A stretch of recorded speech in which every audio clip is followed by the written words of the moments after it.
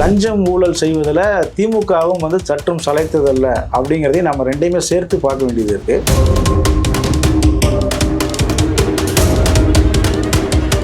இன்னொரு பக்கம் வந்து சாதியை ஊக்குவிப்பதற்கு என்னவெல்லாம் செய்ய முடியுமோ அதையும் வந்து ஒரு பக்கம் வந்து செய்கிறது. இதுதான் திமுகவினுடைய ஒரு ட்ரெண்டாக இருக்குது. நான் ஏற்கனவே சொன்னது மாதிரி இடியை நம்ம 100% ஆதரிக்க முடியாது அப்படின்னாலும் கூட அதே நேரம் இவங்களுடைய இந்த திருட்டுத்தனத்தில் யார் தான் வெளியில் கொண்டு வர்றது? இவங்க வந்து ஊழல் பண்ணுறாங்க, எல்லாம் பண்ணுறாங்கங்கிறது உலகத்துக்கே தெரியும். KN நேரு அப்படிங்கிறவரை பற்றி தெரியும். மிக மூத்த அமைச்சர், திமுக அரசில் மிகப்பெரிய செல்வாக்கில் இருக்கிறாரு. அதனால் அவருக்கு நம்ம உதவியாளர், நம்மளாம் வந்து தப்பு செய்கிறோம். அதாவது எதுவுமே தமிழ்நாட்டில் ஊழலே நடக்காத மாதிரியும் எந்த லஞ்ச லாவணியமே இல்லாத மாதிரியும் வேண்டுமென்றே இவங்களை வந்து இடி வந்து இவங்களை டார்கெட் பண்ணுற மாதிரியும் KN நேருவினுடைய உதவியாளர்கள். நம்மளை வந்து யாரும் டச் பண்ண முடியாது. நம்ம எவ்வளோ பெரிய இடத்துல இருக்கிறோம், நம்மளுடைய ஃபோனை வந்து யார் பிடிங்கிற முடியும்?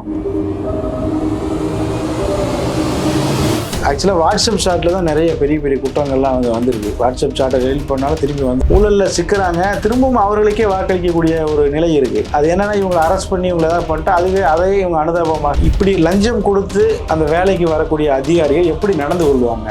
இன்றைக்கி 1008 பிரச்சனை, ரோடு சரியில்லை, அது சரியில்லை, இது சரியில்லை.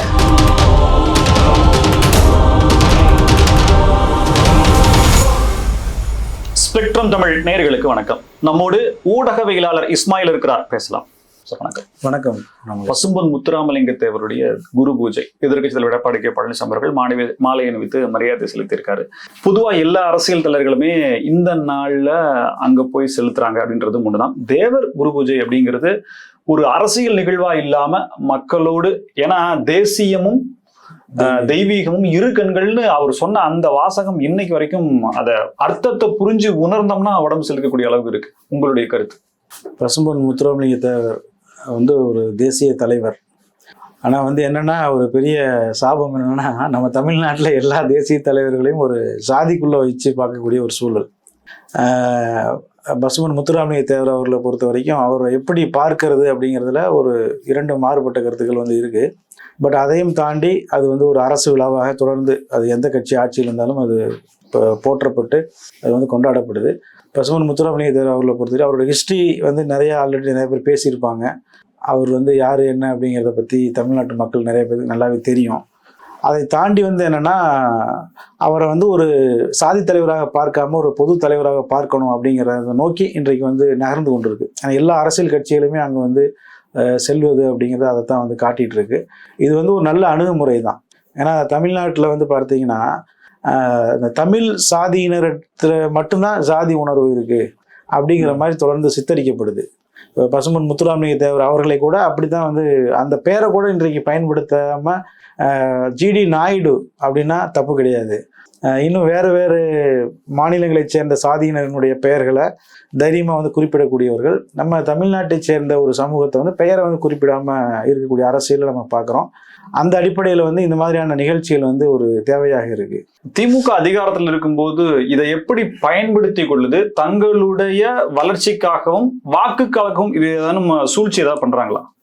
ஆமாம், கண்டிப்பாக. அதாவது ஜாதிகள் வந்து இருக்கக்கூடாது, நாங்கள் வந்து சாதிக்கு எதிரானவர்கள் அப்படின்னு ஒரு பக்கம் பிரச்சாரத்தை முன்னிறுத்தி அந்த தரப்பினுடைய வாக்குகளையும் வாங்கி கொள்வது. இன்னொரு பக்கம் வந்து சாதியை ஊக்குவிப்பதற்கு என்னவெல்லாம் செய்ய முடியுமோ அதையும் வந்து ஒரு பக்கம் வந்து செய்கிறது. இதுதான் திமுகவினுடைய ஒரு ட்ரெண்டாக இருக்குது. நான் ஏற்கனவே சொன்னது மாதிரி தமிழ்நாட்டில் உள்ள அந்த சாதிகள் அந்த சாதிகள் வந்து முன்னேறி வர்றதுல பெருசாக அவங்களுக்கு வந்து உடன்பாடு இருக்காது. அதே நேரம் வந்து பிற மாநிலங்களை சேர்ந்த அந்த சமூக மக்களுக்கு வந்து அதிக இடங்களை கொடுக்கறது அப்படிங்கிறத நம்ம தொடர்ந்து பார்த்து கொண்டிருக்கோம்.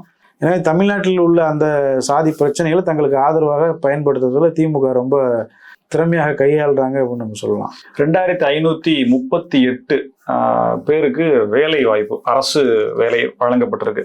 இடி இதுல வழக்கு போடணும்னு சொல்லி சில ஆதாரங்களை DGPக்கே அனுப்பியிருக்கு. 25 லட்சம் தொடங்கி 35 லட்சம் வரைக்குமான லஞ்சம் பெற்றதற்கான ஆதாரங்கள்னு சொல்லி ஆலிருந்து அக்கு வரைக்கும் பாயிண்ட்ஸ் பண்ணி இதனால இருக்கு, நீங்க DGPல வழக்கு போடுங்கன்னு சொல்லி சொல்றாங்க. சம்பந்தப்பட்ட துறை அமைச்சர் எதுவுமே நடக்கல. முந்தைய அதிமுக ஆட்சியில என்ன கிரைட்டீரியா ஃபாலோ பண்ணப்பட்டதோ சேம் அதே பண்ணி தான் பண்ணியிருக்கோம், ஒண்ணுமே இல்லைன்னு சொல்லி இடி மேல இது வரைக்கும் இருக்கக்கூடிய அவப்பெயர்கள், அது செய்த விதங்கள் எல்லாம் சொல்லி அவங்க அந்த கவசத்துக்குள்ள போய் ஒளிஞ்சுக்கிறாங்க. கிட்டத்தட்ட ஒரு 888 கோடி, அதாவது 150 பேருக்கான ஆவணங்கள் ஆதாரங்கள் இருக்கிறதா இடி சொல்லுது.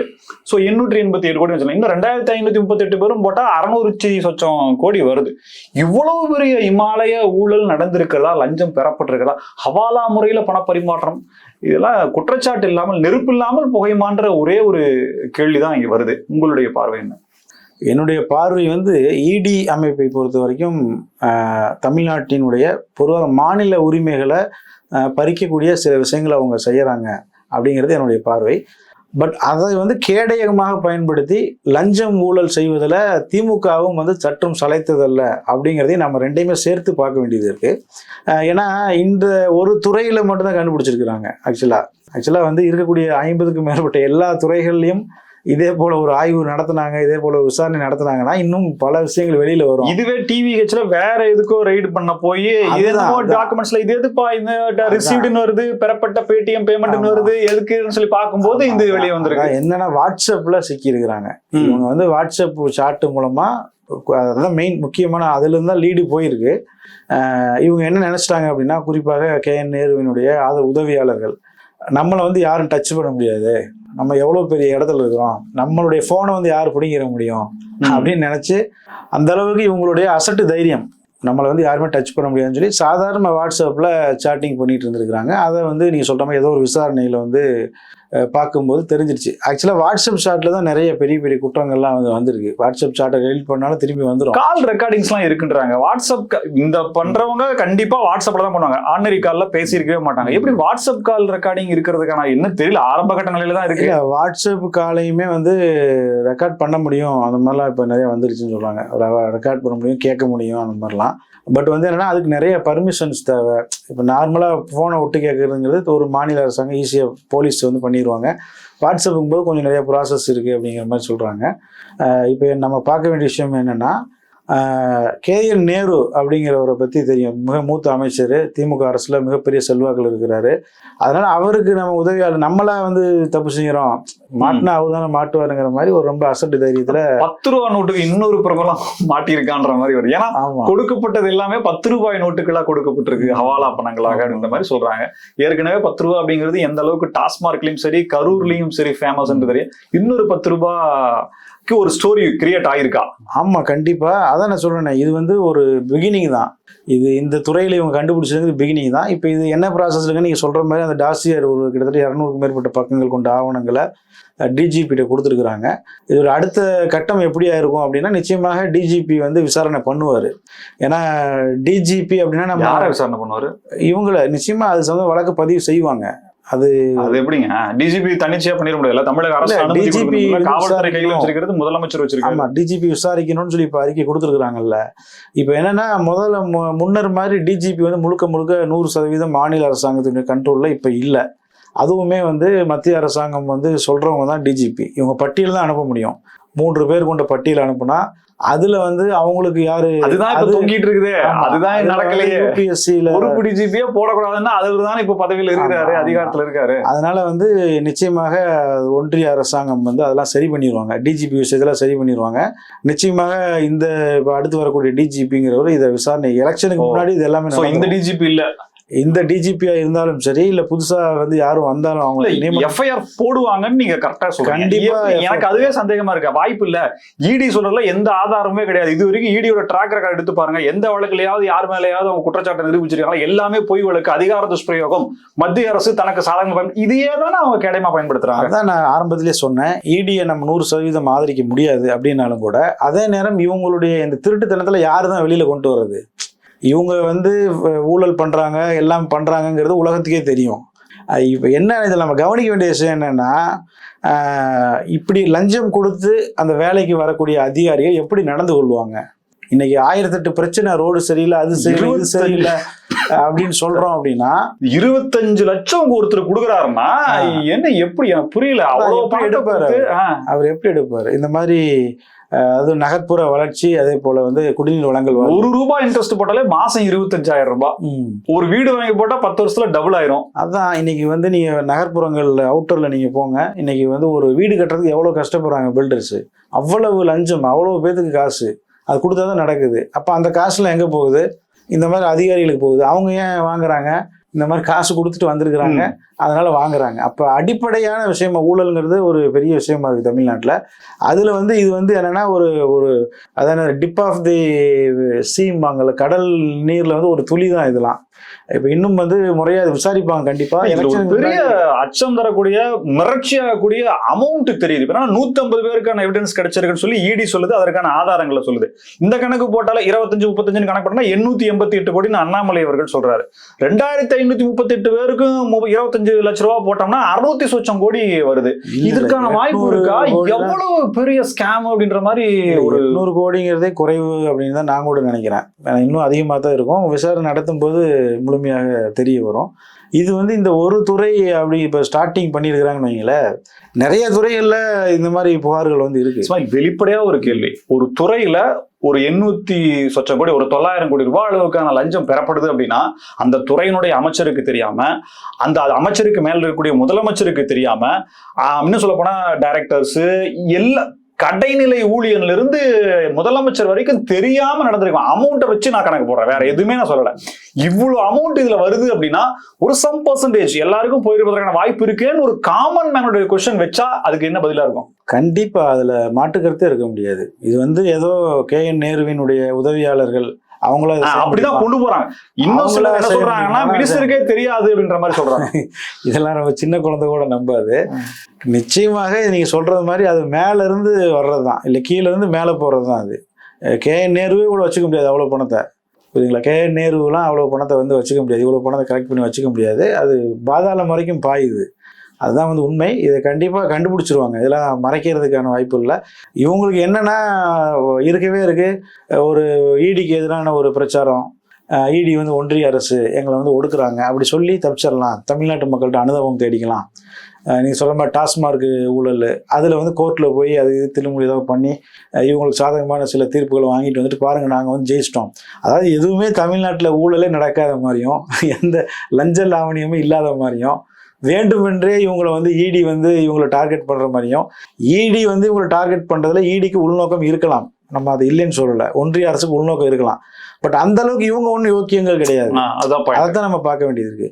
அப்போ இவங்க கையில் தான் இன்னைக்கு ஆட்சி அதிகாரம் இருக்கு. அப்படிங்கும்போது இப்போ இந்த ஊழல் அப்படிங்கிறது மிகப்பெரிய இளைய தலைமுறை கொஞ்சம் வெளிச்சுங்க. என்னன்னா தமிழ்நாட்டை பொறுத்த வரைக்கும் சரி, இந்தியாலையும் சரி, பெரிய பெரிய ஊழல்வாதிகளுக்கு திரும்பி வாக்களிக்கிறாங்க, ஊழல்ல சிக்கிறாங்க, திரும்பவும் அவர்களுக்கே வாக்களிக்கக்கூடிய ஒரு நிலை இருக்கு. அது என்னன்னா இவங்களை அரெஸ்ட் பண்ணி இவங்களை ஏதாவது பண்ணிட்டு அதையே இவங்க அனுதாபமாக மாற்றிக்கொள்வது, நாங்கள் எங்களை வந்து பழி வாங்கிட்டாங்க அப்படின்னு சொல்லி மாற்றிக்கொண்டு தப்பிக்க பார்க்குறாங்க. நிச்சயமாக இந்த விவகாரம் வந்து இன்னும் கொஞ்ச நாள்லவே, ஏன்னா எலெக்ஷனுக்கு கொஞ்ச நாள் தான் இருக்கு, அதனால ரொம்ப கூடிய விரைவில் இது ரொம்ப விஸ்வரூபம் எடுக்கும்னு சொல்லி 2 மாசத்துக்கு முன்னாடியே கிஷோர் கே சுவாமி அப்படின்ற ஒரு எக்ஸ் வலைதளத்துல பதிவு போட்டிருந்தார். அப்போ அது என்ன, இவர் என்னப்பா ஏதாவது போடுவாரு, திமுகவுக்கு எதிரானவர்ன்ற மாதிரி எல்லாரும் கடந்து போனாங்க. ஆனா 2 மாசத்துக்கு அப்புறம் இந்தியன் எக்ஸ்பிரஸ்ல பெரிய ஆர்டிகிளா ஃபர்ஸ்ட் பேஜ்ல வந்த உடனே விழிக்கிறாங்க, அதுக்கப்புறம் இடி கொடுக்குறாங்க, இது எல்லாமே அது அடுத்தடுத்து நடக்குது. ஸோ இந்த 2 மாச கேப் அப்படிங்கிறது அதுக்கப்புறம் தான் அதெல்லாம் வெளியில வருமா? ஒரு ஒரு ஒரு ஊழல் அப்படிங்கிறது வெளியில வர்றதுக்கு இவ்வளவு நாள் ஆகுமா அப்படின்ற ஒரு இல்லை. இவங்க சாதாரண ஆட்கள் இல்லை. KN நேரு வந்து ஒரு அமைச்சர், மூத்த அமைச்சர், அவரை பற்றி வந்து எடுத்தெடுப்புல ஒரு விசாரணை அமைப்பு அப்படின்னு வரும்போது அவங்க எடுத்தெடுப்புல எதுவும் சொல்லிட முடியாது. அவங்க இப்பவே ஆரம்ப நிலையில சொன்னாங்கன்னா என்ன இது அப்படின்னு சொல்லி விசாரிடுவாங்க எல்லாம். ஆமா, 200க்கும் மேற்பட்ட பக்கங்களோட ஆவணங்களோட கொண்டு போய் கொடுத்துருக்காங்க. அப்ப ஆவணம் இல்லாம நம்ம ஜஸ்ட் இன்ஃபர்மேஷன் காது வழியா கேட்டதை மட்டும் வச்சு எதுவும் செஞ்சிட முடியாது. எவிடன்ஸ் வேணும். ஆமா, எவிடன்ஸ் இருந்தால் தான் அட்லீஸ்ட் விசாரணையை ஸ்டார்ட் பண்றதுக்கு எவிடன்ஸ் வேணும், சும்மா எடுத்தெடுப்புல பண்ண முடியாது. அதனால வந்து இது என்னன்னா செந்தில் பாலாஜிக்கு அடுத்து நம்ம KN நேருவுக்கும் ஒரு சம்பவம், செந்தில் பாலாஜி ஓவர்டேக் செய்த KN நேரு அப்படின்னு சொல்லி எதிர்பார்க்கலாம். ஏன்னா நீ திருச்சியில இப்போ எனக்கு தெரிஞ்சு கேஸ் FIR போடுறாங்க இல்லைங்களா, இதுவே வந்து DGP போடுவாரா அப்படின்ற டவுட் இருந்தது அப்படின்னா கோர்ட்டுக்கு போவாங்களா? இடி இவ்வளவு டாக்குமெண்ட்ஸ் இருக்கு, இவ்வளவு எவிடன்ஸ் இருக்கு, நான் DGPக்கு கோத்ரோ பண்ணேன், ஆனா அவரு இது வரைக்கும் ஆக்ஷன் எடுக்கல, FIR போட சொல்லி நீதிமன்றம் கொடுங்க சொல்லி ஒரு டைரக்ஷன் கேட்பாங்களோ? இல்ல, அதெல்லாம் போட்டு உங்களுக்கு டாஸ்மார்க் வழக்கிலே பார்த்தீங்கன்னா இவங்க வந்து என்ன நீதிமன்றத்தில் சொல்கிறாங்கன்னா, நாங்கள் வந்து தமிழ்நாட்டோட விஜிலன்ஸ் வந்து இதை பற்றி விசாரணை நடத்துது, 2-3 கேஸ் போட்டு நாங்கள் விசாரிச்சுட்டு இருக்கிறோம் அப்படின்னு சொல்லி தான் இவங்க தப்பிச்சு வர்றாங்க. அப்போ வந்து இது வந்து முகாந்திரம் இருக்குன்னு தெரிஞ்சால் போட்டுருவாங்க, கேஸ்லாம் போட்டு நடத்த ஆரம்பிச்சிருவாங்க. அந்த சிரமம்லாம் வராது. இவங்க கேஸ் ஃபைல் பண்ணிடுவாங்க, கண்டிப்பாக பண்ணிடுவாங்க. கேஸ் ஃபைல் பண்ண முடியாத அளவுக்குலாம் அங்கே ஒரு சூழ்நிலை வராது. இவங்க தப்பிக்கணும்னா அதை பண்ணி ஏன் இவ்வளோ கேஸ் எஃப்ஐஆர் போடணுன்றாங்கன்னா, வெஸ்ட் பெங்கால் போல இடி டைரக்டா தமிழ்நாட்டுக்கு வர முடியாது. அந்த பேனை தமிழ்நாடு கவர்மெண்ட் வச்சிருக்கு. எங்கள் அனுமதி இல்லாமல் எங்கள் மாநிலத்துல அமலாக்கத்துறை விசாரணையை ஏதேனும் விஷயங்களை செய்யக்கூடாதுன்ற ஒரு பேன் இங்க தமிழ்நாடு கவர்மெண்ட் வச்சிருக்கிறதுனாலதான் இது ஒரு செக் பாயிண்ட் வருது. ஆமா, இல்ல இது வந்து இடி விசாரிக்கக்கூடிய செக்ஷன்ல இது வந்து வருதாங்கிற ஒரு இது இருக்குல்ல. இடி வந்து விசாரிக்கக்கூடிய சில செக்ஷன்ஸ் ஹவாலா பணம் மோசடி அதுதான் விசாரிச்சிருக்கிறாங்க. விசாரிக்கும் போது இந்த ஊழல் வெளியில வரும்போது இந்த ஊழலை வந்து இடி வந்து ஓகே இது பாயிண்ட், இந்த ஊழலை வந்து ஊழலே இருந்தா கூட இடி விசாரிக்க முடியாத ஒரு பாயிண்ட் வைப்பாங்க. உதாரணத்துக்கு வந்து ஒரு போலீஸ் வந்து ஒருத்தர் விசாரணை நடத்துறாங்க, ஜென்ரலா ஒரு சின்ன பெட்டி கேஸ் விசாரணை நடத்துறாங்க. திடீர்னு வந்து அவன் வந்து பெரிய நார்கோட்டிக்ஸ் வச்சிருக்கான்னு வைங்களேன், அந்த செக்ஷனுக்கு அதை மாத்துவாங்கல்ல, நீங்க கொஞ்சம் பாருங்கம்பாங்கல்ல, அந்த மாதிரியான ஒரு ப்ராசஸ் தான் நான் பார்க்கிறேன். சிபிஐ வரதுக்கு வாய்ப்பு இருக்கு. அதாவது இது அடுத்த கட்டம் ஒருவேளை இது மிகப்பெரிய அளவில் போகுது, கான்கிரீட் எவிடன்ஸ்லாம் கிடைக்குது அப்படின்னா, விசாரணையில் தடங்கள் ஏற்படுதுன்னா அடுத்த கட்டமாக அப்படி போவதற்கும் வாய்ப்புகள் வந்து இருக்கு. ராம்சார் நிலம் அறப்போர் இயக்கம் தொடங்கிய வெளிக்கொண்டு வந்த குற்றச்சாட்டு, அதுல இப்போ எனக்கு தெரிஞ்சு அதுக்கு பேன், அதாவது ஸ்டே வாங்கிட்டாங்க அப்படின்ற மாதிரி தகவல் வந்திருக்கு. நம்ம அது என்னன்றதை பார்ப்போம். பட் ஒரு சதுப்பு நிலத்தை வந்து தனியாருக்கு கொடுத்து வீடு கட்ட கொடுத்து 2000 வீடுகள் கட்டுறாங்கன்ற மாதிரி 2000 கோடி ரூபாய் அளவுக்கான விஷயங்கள் நடக்குது அப்படின்னா, இதை ஒரு முதலீடா தமிழக அரசு கன்வெர்ட் பண்ணுது. அப்படி அதை வெளியில வந்த பிறகு மறுக்குது அப்படின்னா, நீங்க யாருக்கான சூழ்நிலையில் பாதுகாவலர்கள்? நீங்க இயற்கையை அழித்து ஒரு பக்கம் மணல் எடுக்கிறீங்க, ஜல்லியை உடைக்கிறீங்க, கனிம வளங்கள் கேரளாவுக்கு கடத்திட்டு போகுது, அதுக்கான ரோடுகள் போடப்படுது. இன்னொரு பக்கம் சதுப்பு நிலத்தை முக்கியமா முழுசுமா முடிச்சாச்சு, குப்பையை கொட்ட வேண்டியது, அப்புறம் கட்டட ஜல்லியை கொட்ட வேண்டியது, அதுக்கப்புறம் பிளாட் போட்ட வேண்டியதுன்ற மாதிரி இருக்கு. என்ன நினைக்கிறது திமுக அரசு? இயற்கை வளங்கள் அவங்க எப்படி பார்க்கிறாங்க? அவங்க வந்து தமிழ்நாட்டை வந்து ஒரு சந்தை மாதிரி தான் பார்க்குறாங்க. தமிழ்நாட்டில் உள்ள மக்களை வந்து ஒரு சந்தை பொருளாகவும், சந்தைக்கு பொருட்கள் வாங்க வர்றவங்க கஸ்டமர்ஸாகவும், இங்கே உள்ள சோர்ஸ் எல்லாம் வந்து ஒரு விற்பனை செய்யக்கூடிய பொருளாகவும் தான் பார்க்குறாங்க. இங்கே வந்து உண்மையாகவே இந்த மண்ணின் மீது அவங்களுக்கு ஒரு உணர்வு வந்து இல்லை. குறிப்பாக இந்த திமுக அரசுக்கு, அந்த ஆட்சியாளர்களுக்கு வந்து இது நம்மளுடைய நாடு, நம்ம மக்கள்ங்கிற மாதிரியான அந்த உணர்வு முதல்ல வந்து இல்லை. அதன் வெளிப்பாடு தான் இந்த எல்லா விஷயங்களுமே. இன்னைக்கு பார்த்தீங்கன்னு சொன்னால், பெரு நிறுவனங்களுக்கு ஆதரவு ரியல் எஸ்டேட்டு நிறுவனங்கள் நிறைய இருக்கிறாங்க. அவங்களுக்கு லேண்டுகளை வாங்கி கொடுக்கறது ஒரு வேலை, அவங்களுக்கு லேண்டுகளை சீப் ரேட்டில் விற்றுட்டு சட்டவிரோதமாக விற்கிறது ஒரு பக்கம் போயிட்டு இருக்கு. இன்னொரு பக்கம் இவங்க சார்ந்த நிறைய ரியல் எஸ்டேட் நிறுவனங்கள் வச்சிருக்காங்க. நிறைய வச்சிருக்கிறாங்க, சதுரங்கம்லாம். அந்த நிறுவனங்களுக்கு வந்து லேண்டை வாங்கி கொடுக்கறது. அதுக்கப்புறம் வந்து ஏதாவது ஒரு பெரிய ப்ராஜெக்டை வந்து ஒரு இடத்துல கொண்டு வராங்க அப்படின்னா, அதை சுற்றி உள்ள இடங்களை ஃபுல்லாக ஏற்கனவே வந்து இவங்க ஆட்கள் மூலமாக வாங்கிட்டு அதற்கு பிறகு வந்து அங்கே வந்து ப்ராஜெக்டை கொண்டு வர்றது, இதெல்லாம் வந்து தொடர்ந்து நடந்துட்டு இருக்குது. இப்போ அண்மையில் பார்த்தீங்கன்னு சொன்னால், பல்லாவரமில் வந்து நீங்கள் சதுப்பு நிலம் சொல்கிறீங்க, பல்லாவரமில் வந்து பார்த்தீங்கன்னா அனங்காபுத்தூரில் வந்து ஒரு அடையாறு ஆற்றினுடைய அந்த இதில் ஓரத்தில் வந்து ஒரு கிட்டத்தட்ட ஒரு 100-200 வருஷத்துக்கு மேலே மக்கள் வாழ்கிறாங்க. அதை வந்து பாத்தீங்கன்னா அது ஆக்கிரமிப்பு அப்படின்னு சொல்லி அவங்களுக்கு பட்டா, பிரிட்டிஷ்காரன் கொடுத்த பட்டாலாம் கூட வச்சிருக்காங்க. சில பேர் பிரிட்டிஷ்காரன் கொடுத்த டாக்குமெண்ட்லாம் வச்சிருக்காங்க. அவங்க அதையும் மீறி வந்து அவங்கள வந்து அப்புறப்படுத்தி ஆற்றுப்படி வந்து அகற்ற காரணம் கோர்ட் உத்தரவு அப்படிங்கிற பேர்ல அகற்றுறாங்க. அந்த ஆற்றை ஒட்டிய பாத்தீங்கன்னா ஒரு பிரபல ரியல் எஸ்டேட் நிறுவனத்தினுடைய பிளாட் வந்து இருக்கு. இப்போ அந்த இன்னும் சொல்ல போனா அந்த நிறுவனத்தினுடைய சுற்றுச்சுவர் இருக்குல்ல, அது விழுந்தாவே ஆத்துக்குள்ளதான் விழுகும். ஆனா இந்த மக்கள் வசிக்கிற பகுதி ஆத்துல ஒரு நிறுவனம் இருந்து நம்ம ஃப்ளட் வந்தப்பெல்லாம் மிகப்பெரிய கேள்விக்குள்ளாச்சு. அத போல இருக்குன்னு சொல்றாங்க. அதுதான் அந்த மாதிரி என்னன்னா, புதுசா சந்தையை மாத்திட்டாங்க.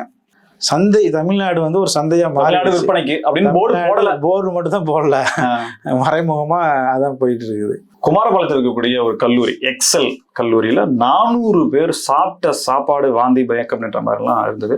150 பேர் ஹாஸ்பிட்டலைஸ்ட் ஆகியிருக்காங்க. ஒரு கல்லூரி வளாகத்துல கிட்டத்தட்ட 4000 பேர் படிக்கிறாங்கன்னு நினைக்கிறேன். இது நிறைய பாலிடெக்னிக், இன்ஜினியரிங் எல்லாம் இருக்கு.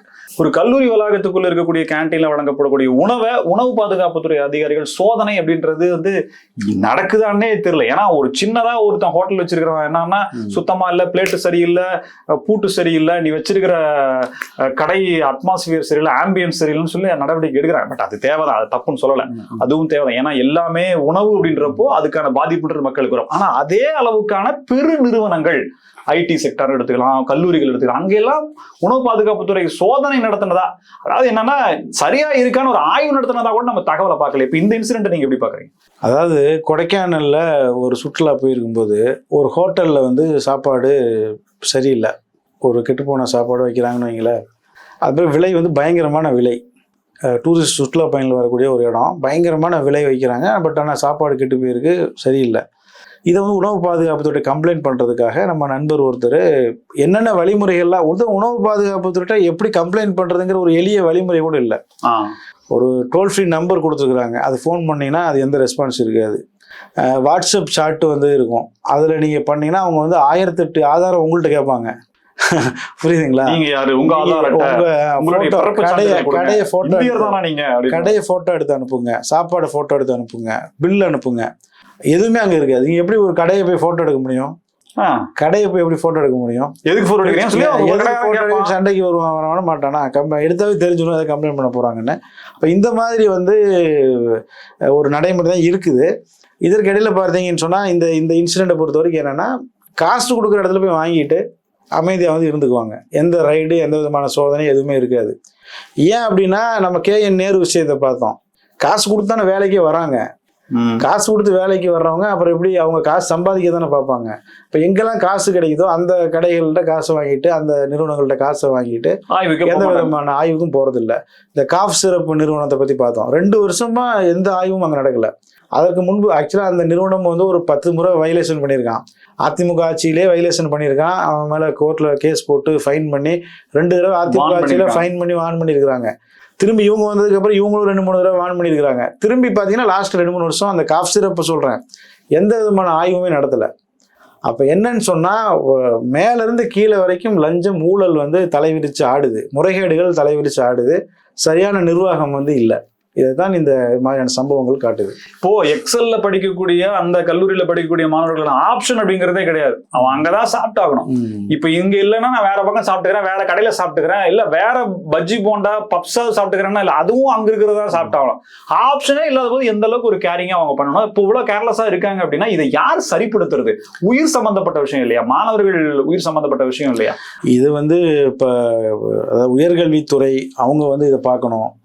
இது உணவு கட்டுப்பாடு அவங்க வந்து பார்க்கணும். மெயினாக வந்து உயர்கல்வித்துறை தான் இதை வந்து அவங்க பார்க்கணும். ஏன்னா அவங்க கல்வி நிறுவனம் அவங்களுடைய கண்ட்ரோலில் தான் வருது. அவங்க தான் இதை வந்து கம்ப்ளைண்ட் ரைஸ் பண்ணால் உணவு பாதுகாப்புத்துறை என்ன அப்படிங்கிறத பார்ப்பாங்க. இப்போ முழுக்க அது தமிழ்நாடு கவர்மெண்ட்டுடைய ஒரு இதில் தான் இருக்குது. அவங்களுடைய கவனக்குறைவு, அவங்களுடைய அலட்சியம், இது இன்னும் எத்தனை கல்லூரிகள் இது மாதிரி இருக்குது அப்படின்னு தெரியல. நிறைய கல்லூரிகள் இவங்களுடைய கட்சிக்காரவங்க நடத்துகிறாங்க. அங்கெல்லாம் அதெல்லாம் கம்ப்ளைண்ட் நீங்கள் பண்ண முடியாது. அப்போ என்னன்னா, நான் ஏற்கனவே சொன்னது மாதிரி மேலேருந்து கீழே வரைக்கும் நிர்வாக சீர்கேடு அப்படிங்கிறது தலைவிரிச்சு ஆடிட்டு இருக்கு. தனியார் கல்லூரியில இந்த நிலைமைன்னா அரசு கல்லூரிகள் இருக்கு. இன்னும் சொல்ல போனா ஆதி திராவிடர் நல்ல விடுதிகள் இருக்கு.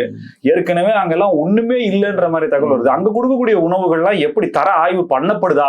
படிக்கக்கூடிய மாணவர்கள் ஆதி திராவிடர் விடுதியை பத்தி நம்ம சொல்லும் போது, ஒரு மாணவருக்கு ஒரு மாசத்துக்கு அவங்க செலவு பண்ற தொகை இருக்கு பார்த்தீங்களா, அது வந்து காவல்துறையில் வைத்திருக்கக்கூடிய அந்த நாய் இருக்குல்ல, அந்த நாயினுடைய பராமரிப்பு தொகையோட குறைவு. அந்த நாய்களுக்கு அவங்க உணவு வாங்கக்கூடிய அந்த உணவு கொடுக்குறாங்கல்ல, அதை விட குறைவு.